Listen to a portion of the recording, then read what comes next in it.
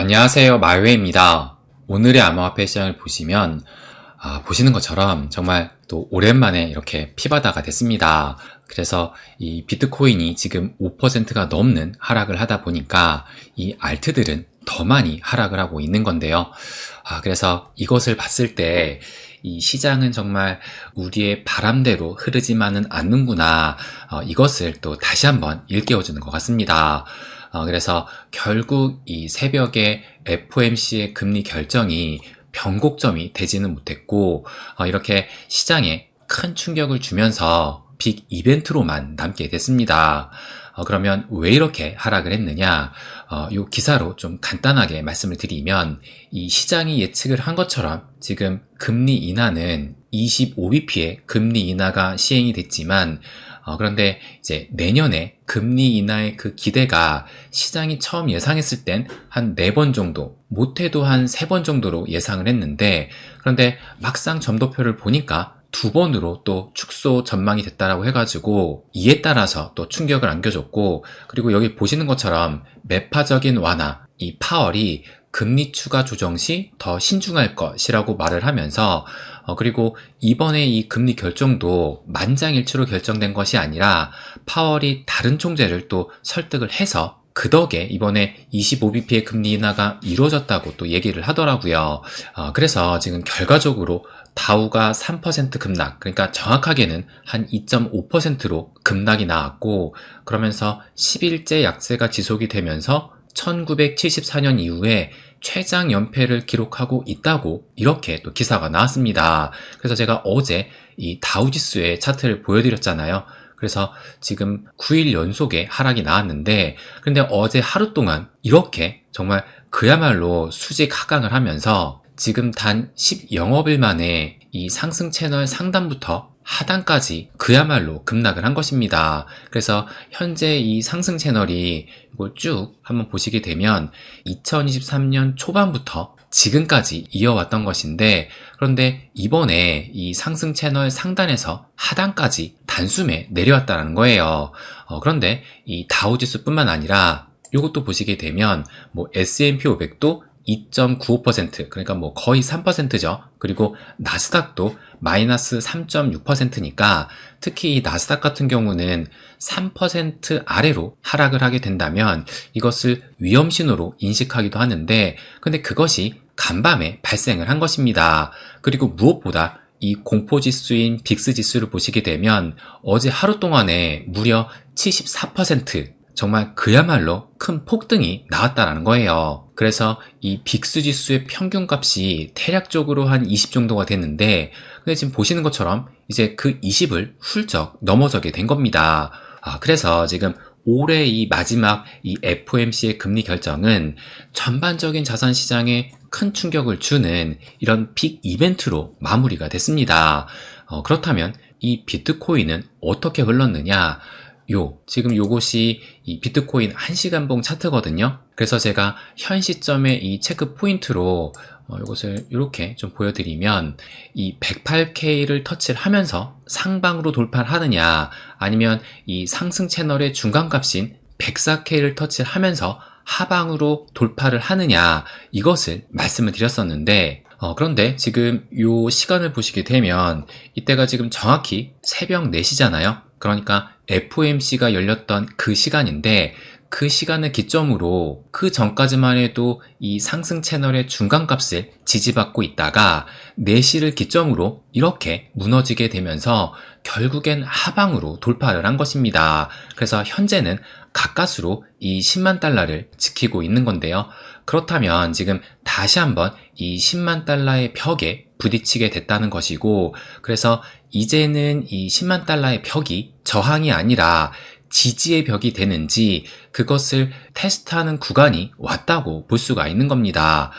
그래서 설령 이 10만 달러가 여기에서 깨지게 된다 하더라도 그보다 더 중요한 것은 이 상승 채널의 하단, 여기가 깨지면서 이 상승 채널을 깨고 내려오는지, 그래서 만약에 이 상승 채널의 하단을 지금 깨고 내려오게 된다면 그간 없었던 찐 조정이 올 수도 있다고 봐야 될 것 같아요. 그래서 그 가격대가 지금 대략적으로 한 98K 정도, 그래서 이 98K 아래로 떨어지는지 그것을 또 주목해야 될 것 같습니다. 그런데 우리가 여기에서 또 생각을 해야 될 것은 설령 여기가 깨진다고 대세 불장이 끝나는 것이 아니라는 거예요. 그러니까 그간 없었던 이 비트의 찐 조정이 이번에 나올 수도 있다는 겁니다.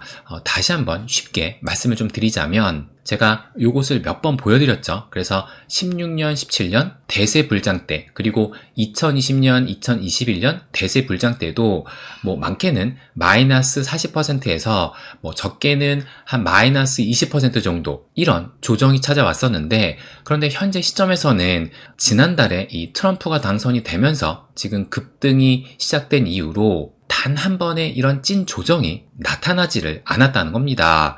그러니까 뭐 우리의 바람은 뭐 그냥 이런 조정 없이 쭉쭉 상승하기만을 바라고 있지만 이 시장은 결코 그렇게만은 흐르지를 않는다라는 거예요.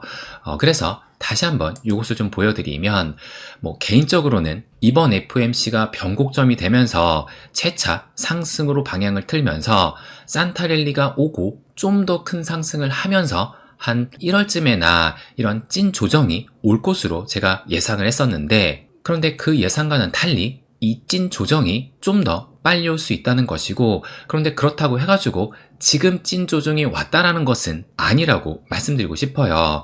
그러니까 아직까지는 상승 채널의 그 하단이 깨진 것이 아니기 때문에 아직까지는 좀 더 지켜봐야 되고, 일단 그 마지막 마지노선인 이 상승 채널 하단을 깨고 내려가는지 이것을 지켜봐야 된다는 겁니다. 그래서 현 시점의 체크 포인트로는 이 상승 채널의 하단을 깨고 내려오는지, 그래서 그 가격대가 98K 밑으로 내려오는지 이것을 현 시점의 체크 포인트라고 말씀드리고 싶어요.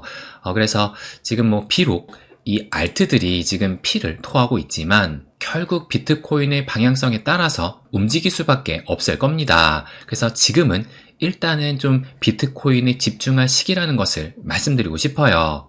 그렇다면 이제 이 리플, 우리의 최대 관심사인 이 리플도 좀 체크를 해보면 현재 이 리플의 가격이 3,400원대를 보이고 있으면서 이 3,500원의 벽을 다시 깨고 말았습니다. 그래서 한때는 3,350원까지 밀리기도 했었는데요. 그래서 제가 어제 영상에서 이 리플, 오늘 내일이 중요하다라고 말씀을 드리면서 지금은 더 강한 슈팅이 나와야만 하는 자리다, 이렇게 또 말씀을 드렸습니다. 그런데 결국엔 이 리플 일봉 차트를 보시게 되면 어제 하루 동안 지금 마이너스 9.9%, 거의 10% 가까이 크게 빠지게 되면서 지금 보시는 것처럼 이 21선 아래로 내려오게 됐습니다. 그런데 이 비트코인과 또 비교해서 살펴보게 되면 지금 보시는 것처럼 이 비트코인 같은 경우는 아직까지 이 21선이 깨지지는 않았어요. 그래서 이 21선의 지지를 받고 있다고 볼 수가 있는데, 그런데 이 비트코인도 여기를 보시는 것처럼 한때는 21선 아래로 밀리기도 했지만, 그런데 하루 만에 이렇게 반등을 하면서 그 이후로 이런 상승세를 다시 이어갔다는 겁니다.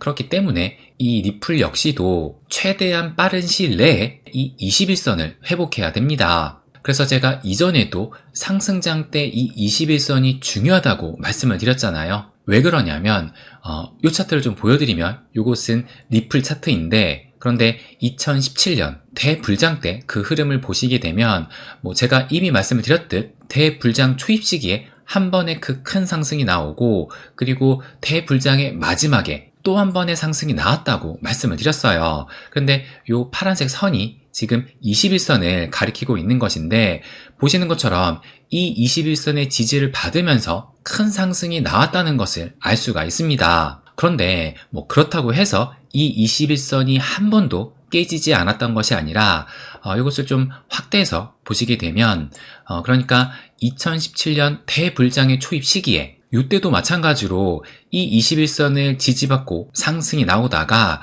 보시는 것처럼 이렇게 한때는 21선 아래로 떨어지긴 했지만 이것이 오래가지 않으면서 재차 회복을 했었습니다. 그러니까 이때와 지금의 그 흐름이 상당히 비슷하다고 생각이 들기도 해요. 그러니까 이때도 고점을 찍고 약 한 달 동안 지지부진한 움직임을 보이다가 이 21선 아래로 떨어졌었는데 그런데 금세 회복을 하면서 이런 더 큰 슈팅이 나왔던 것이고 이것을 비교를 해봤을 때 지금과도 뭐 아직까지 이 2017년처럼 뭐 한 달이란 기간이 걸리진 않았지만 어쨌든 21선을 한 번을 깼기 때문에 진짜 이때의 흐름과 좀 상당히 비슷하게 흐른다는 것을 알 수가 있어요.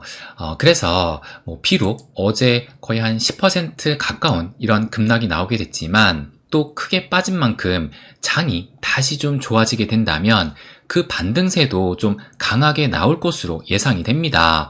그래서 이미 말씀을 드렸지만 이번 불장 사이클의 대세 코인은 리플이 될 것이라는 것은 변함없는 생각이고 그렇기 때문에 이 리플만큼은 조급함을 좀 내려놓고 지켜볼 필요가 있다는 것을 말씀드리고 싶어요.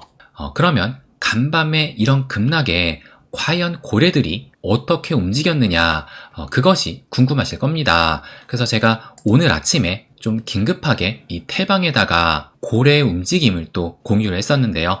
그럼 먼저 요것을 좀 보시게 되면 요것은 지금 여기 보시면 오늘 오전 12시 28분 그러니까 어제 제가 잠들기 전에 이 고래의 움직임을 체크를 했던 것인데 그래서 여길 보시게 되면 어젯밤에 체크를 했을 때 빨간 고래 지갑수가 2440개 그리고 파란 고래 지갑수가 294개인데 그렇다면 이 이후에 급락이 나온 시점에서 어떻게 이 고래 지갑수가 변화가 됐느냐 요것은 이제 아침에 체크를 한 거예요. 근데 보시는 것처럼 어젯밤에 2440개였는데 현재도 2440개로 변화가 없고 이 파란 고래 같은 경우가 294개에서 296개로 소폭 또 증가를 했습니다. 그러니까 이 파란 고래가 지금 여기 보시는 것처럼 1000만 개에서 1억 개 그러니까 찐 고래라고 볼 수가 있는 것이고 이 빨간 고래는 100만 개부터 무한대까지 그래서 전체적인 이 고래의 흐름을 이 빨간 고래로 볼 수가 있는 것인데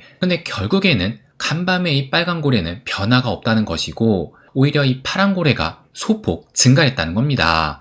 그렇다면 이것을 보고 우리가 해석을 할 수 있는 것이 고래들은 패닉셀은커녕 오히려 찐고래 그러니까 파란 고래는 일부 매집을 했다고 추정할 수가 있는 거예요.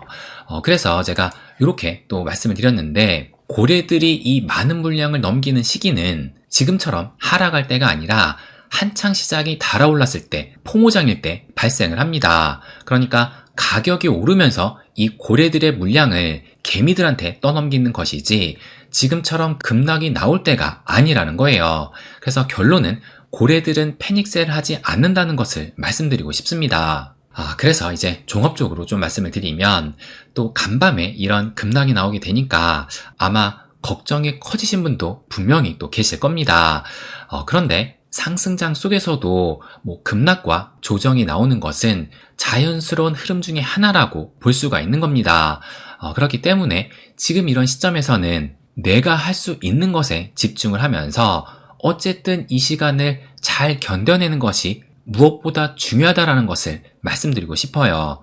네, 그럼 오늘은 여기까지 하겠습니다. 항상 제 이야기 끝까지 들어주셔서 감사드립니다. 부자가 되는 길, My Way.